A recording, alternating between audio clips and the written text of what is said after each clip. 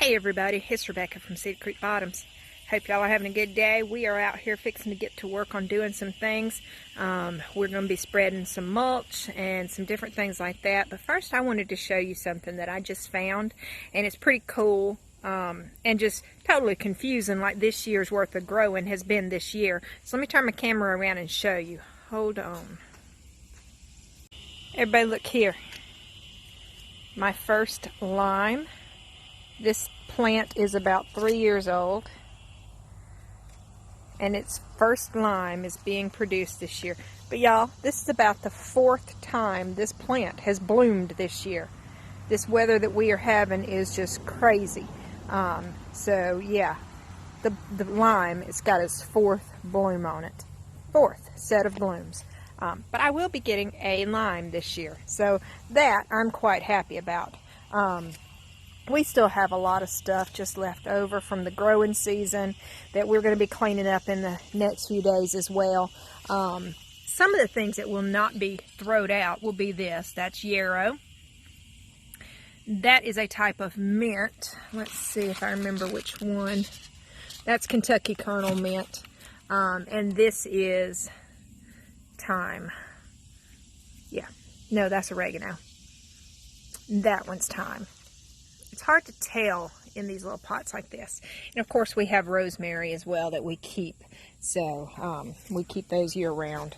And the basil has been in these little 4-inch pots, not even 4-inch pot, all season, and it is still trying its darndest to grow.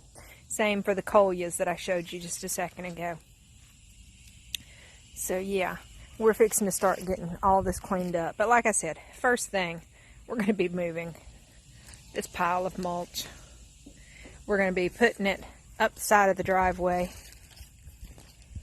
Let me show you where we're going with it. Oh, I need to pull that out of the water. We have had rain for this past several days. So yeah, it's going up this driveway here. We have, like I said before, hostas that are coming. And they're going to be planted in this space because this space gets shade all day long. And guys, let me tell you again, one of my best gardening pieces of advice. Y'all see all those leaves? You know what we do with those leaves? We pile them up in the flower beds. I mean, breaks down, holds back the weeds, gives the worms something to live in, and I mean, breaks down into an awesome compost. Once had somebody tell me that plants couldn't live in leaves. I was like, really? But so we use that as compost for our beds, honestly, and mulch. Now this particular bed here, we divided it into 2 sides. My flowers are in this side, and they get the leaves. And then we have a line, as you can see with the logs in the middle there, that separate the roses from the rest of the flowers. My husband swears by pine straw for the knockout roses and stuff. So we have a division line there. We put the pine straw around them and the leaves on this side, and it creates a cool little texture using things that we have on our property, because back there is about 40 acres of pine trees directly behind us. So we can go back there and get some pine straw. We can go up on our hunting club. We can get some pine straw, everything that doesn't cost us anything to use. So we've been refreshing the leaves in these beds, as you can see. We just rake them up, blow them in, and then pull them off of the plants. This plant I pulled out and meant to throw away, but it somehow ended up back in the flower bed again. But we like I said, we just pull it off of the plants and make sure that everything in here gets mulched very well. And we keep it mulched. This plant here may need to be pulled up some because it's getting buried underneath the leaves, and it doesn't have any way to spread without being up underneath the leaves. So it's a little difficult to do some of these, and it's really difficult to do it holding the camera. We're going to get the tripods working out here and everything to where we can do better videos for you guys, to where we can actually show you how we do things And then, of course, speed it up, for the YouTube channel, of course. Right now we are working on learning. We're working on how-tos. See, much better. This is a peony, and it's fixing to die back for the fall. We've got 3 peonies. I'm excited to see how they do next year. We have amaryllis. We have ginger. This is not the variety that you eat. It doesn't mean you can't eat it, but this was given to me as a flowering ginger. So we just have a lot of different plants through here that we have stuck in the ground. I hate to put it that way, but it's what we've done, and so it's made this nice little bed of plants. This here comes back every year. Pretty much all of these that are in this bed come back every single year. So we don't have to buy a lot of annuals and things. And of course we have irises. Now this is a 4 o'clock, and as you know, 4 o'clock is an annual, but this plant self-seeds. I did not plant this here this year. I planted one last year, and it gave me several in this little spot this year. So I can only imagine what it's going to do in the years to come. I just found a hidden iris. Yep. Now this is the downside of the autumn joy sedum. This plant comes from here, and it's leaning that far. So this plant got its start in a kind of interesting way. We were riding down a dirt road. We have eggs that we dispose of, and we give them to the wildlife. But we were riding down the dirt road, and somebody had dumped their landscape trash there. This was part of their landscape trash. And I understand why they dumped it. I really do, because this stuff, I can hand you a piece of this, and you can go put it in a pot at home, and it'll grow roots like crazy. So every piece of this plant that touches the ground will sprout a new plant. Something I'm going to have to keep up a lot of work on. But it is really a pretty plant when it's not full of the leaves like it is right now. And it's really pretty when it's not been as wet and rainy like it has been as well. So none of these irises have names through here. They are just irises that I have collected through the years and that have grown. I'm one of those that I like to keep a piece of where I've been. So we have an iris from the cemetery that my grandmother's buried at. We have irises from cemeteries my husband's people are buried at. We have irises from different people's homes because this is how I like to preserve their memories. I like to come out here to a plant and say, "Aw, that's so-and-so's plant." Kind of like this Rose of Sharon. One of the 3 of these is a piece off of the Rose of Sharon that his dad, Mark's dad, planted for his mom. Of course, neither one of them are with us anymore. So it was very, very awesome to have something that is theirs, So we're going to go ahead and get started on moving all this mulch while the dog barks, of course, at a bug, most likely. Yep, more than likely it's a bug. There he goes digging it up. Alright, so like I said, we're going to get the wheelbarrow and we're going to start moving this mulch and taking it up that driveway.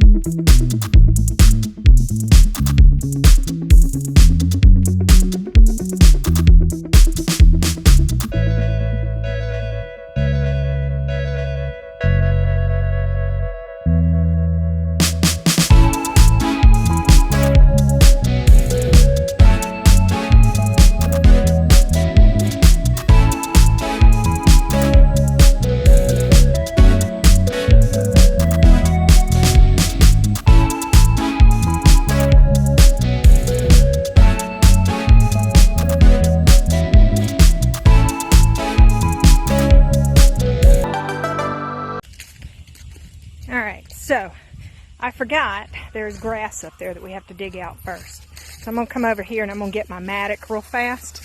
And I'm going to show you how I get the grass out.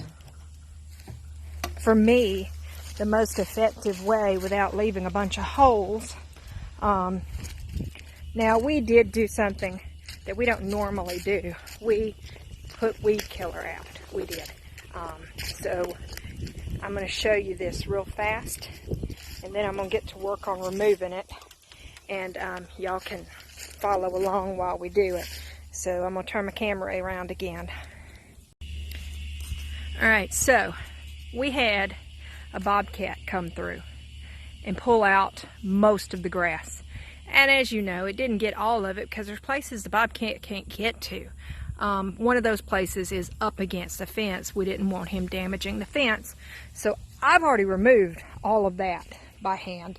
Now I'm going to come through and I'm going to remove this. So, like I said, we've already put weed killer on it, but I've got to get the roots out because those roots for this type of grass will come back. And guys, look here. Look at that. That is some I missed. And this stuff is awful.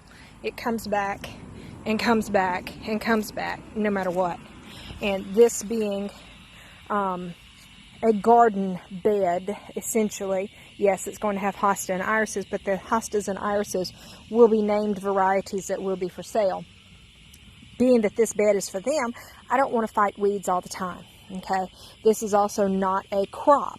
This is not a vegetable or anything that we'll be eating. This is not herbal. This is none of that. So I felt okay with putting the severe good grass killer on here. Now, had this been somewhere I'm going to plant an herb or something like that, I would not have used it. My garden is way over there also. So we did it on a non-windy day. It is only right here that we used it. So it is not affecting any of our herbs, our gardens, or anything like that. Plus, we're not going to be growing anything over that in that garden through the winter and fall anyway. We put a ground cover there basically and plow it in come spring. I think we put clover there last year and wheat. I think it might have been oats. I don't remember what we put. But so I'm going to put this camera, turn it around, and I'm going to show you exactly how I do the grass to get it out. Alright guys, so one of the first things that I do first is I get the leaves out and the good stuff, because that stuff will be composted or added to the top of what's, going down. Like right here, this is grass clippings that we put up against the fence line to keep grass from growing there originally. So all of this will be reused through here. And you can see where it's leaving the grass behind. All of that is the grass that was growing. So, let me... Boy, doing work with a camera sitting there is a little hard. Cameraman is up on my list next. And I'm actually going to take this and move it further down the line instead of what I was about to do. I'm going to put it further down the line, up against the fence line here, where it still does the job we originally wanted it to do. Okay? Alright. Now, here is where I'll show you what we do. So this is a mattock. And the part that I use is this flat blade right here. Okay? I don't really use this for anything. I use this part, and it may be the wrong name, but this is the part that I want you to use if you use my method. This part right here. A hoe doesn't exactly do the same thing, I've noticed. I've tried it with a hoe. My husband's tried it, and we end up digging more holes than we do just getting under the root and pulling it out. Now, the process that we do is kind of like what a sod cutter would do, getting up under the root and rolling it back. So let me show you what we do. Move, sister. I take and I put it kind of level with the ground. And I just kind of swing it back and forth.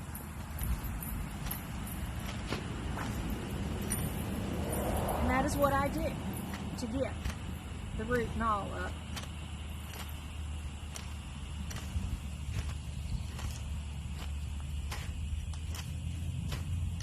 And you notice I don't dig. These are roots from either poison ivy, Virginia creeper, or a honeysuckle.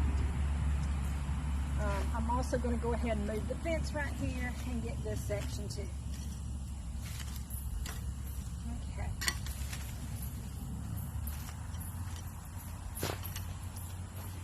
Alright. So let's take our rake, and I have somebody pulling in. So give me a moment. Here is where I moved those grass clippings that was breaking down. We just put them against the fence line further down. That way it keeps that grass from growing up again.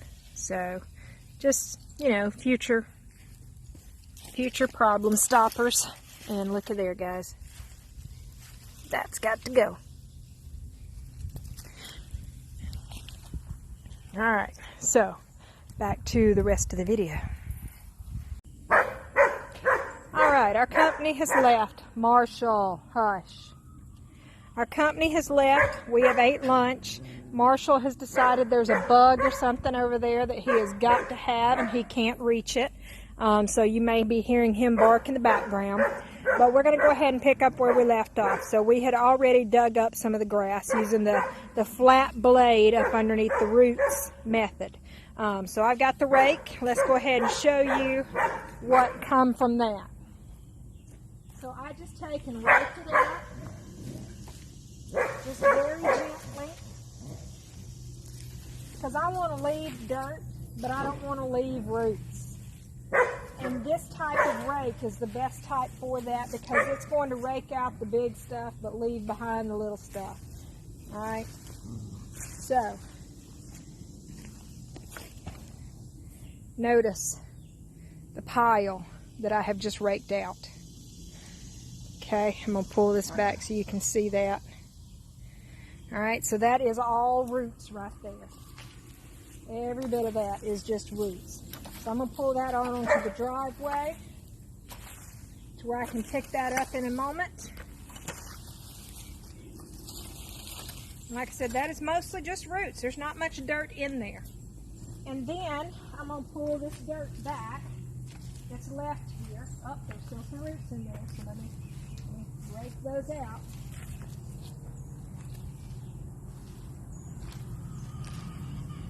Okay. And all of this grass has been killed already, so yes, these roots can come back, but we are pretty much pulling out what's dead already. And we're going to cover it with a 3 to 4 inch pile of mulch because we don't want it coming back. That mulch is going to smother anything that's left alive under there. Alright, now let me show you what that ground looks like now.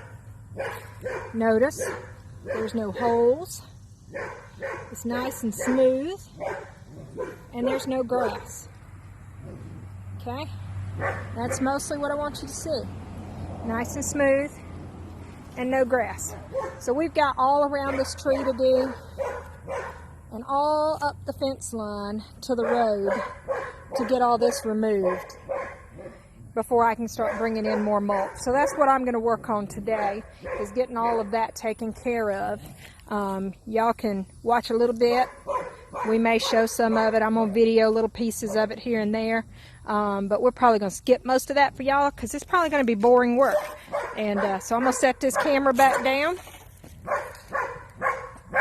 and video this a little bit so you can see what we're doing. Okay? Alright guys, let's get to it.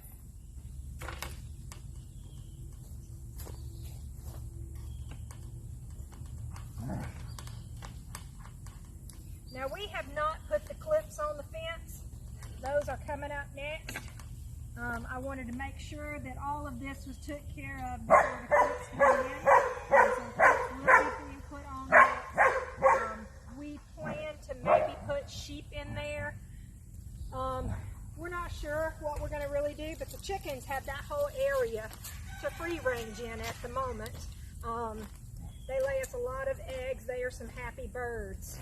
So it's very much worth it just for them to have that whole area to free range in. I will say this, my chickens, yes, we take care of them, but my chickens are not pets.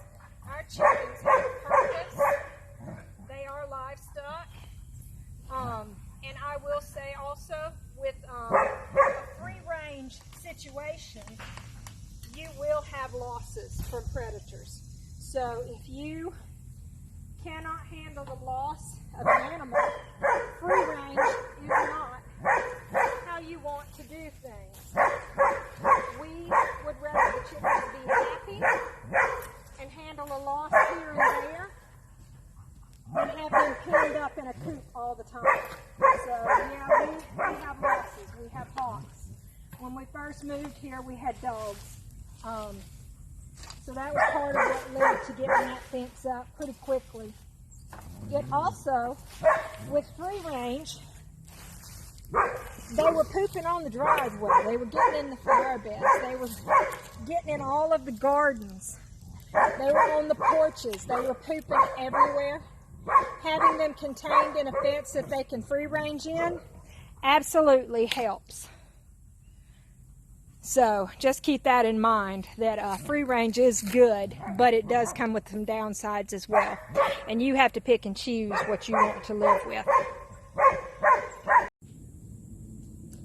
Alright, so update on different things and a safety tip.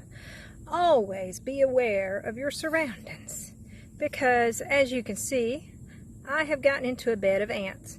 Now these aren't fire ants, but that doesn't stop them from crawling all over me. But there was no bed. I disturbed something in the ground over here. And as you can see, they are crawling everywhere. But there was no typical ant mound. There's just ants everywhere. And by everywhere, I'm still standing in them, guys. So let me back up some more, because they are literally everywhere in that area. Yep. Not fire ants, thank goodness, but it could be just as easy. Could be fire ants. Let me give you a close-up again of what we got going on.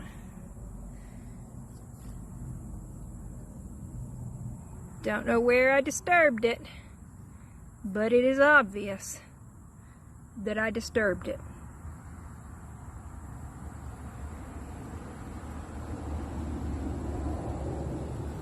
And they are scattered, and they are going everywhere. I didn't even realize it. I just happened to feel something crawling on my leg. Alright, something I forgot to mention. You'll see this driveway edge here? I have to rake back all this mulch and dig a trench, because we are losing our driveway. I started a little trench here, but it may not be deep enough. Plus, this is also our driveway. So that means I'm going to want to do what I did down here and have a border to where people don't drive on top of my plants and things. So there will be a trench dug around the driveway, and it will have rocks in it, okay? That is so that I can mark, don't drive here, okay? And what's happening is, like I said, the dirt is eating away the edge of the driveway. Okay, y'all see all that? I've dug a little trench through here, and part of it you can see, and part of it is already filled back in again, because this is slightly downhill through here. So that is something that we are going to do. We're going to rake back all the mulch up there at the driveway, and we're going to pull it back and expose the dirt and dig a trench like what we have here. Okay. And again, we do have some washing happening, so we've got to keep that edge dug out apparently. All right, our driveway is a circle, so the big boulders is because we have a tractor and trailers that come around down here, and they do get hit occasionally. So the bigger the boulder, the less likely it is to get hit. And then that protects any plants that I have in the fire bed. So, all right. So that is all that we're going to do today. Let me show y'all our fire pit again. That's all we're going to do today. That I'm going to do on camera, that is. I'm fixing to go start getting into some real work now. And we went ahead and blowed up some leaves. Yep. And then the battery died on the blower again. So it lasts about 30 minutes. That's about all I need to be blowing leaves anyway. We still have our big blower with the cord and everything. But I really like this little blower. It's strong enough to do what I need it to do, and it's lightweight, so therefore I can get some blowing done every day. It runs about 30 minutes. Who wants to blow more than that anyhow? So when the battery dies, that's it for me blowing leaves. Also, forgot to tell you, make sure you like, make sure you comment, make sure you share the videos, and if you like what we're doing, subscribe. Help us build this channel, help us grow this channel, help us show you and teach you what's going on a farmstead, homestead. Till next time, guys. Bye from Cedar Creek Bottoms. See ya.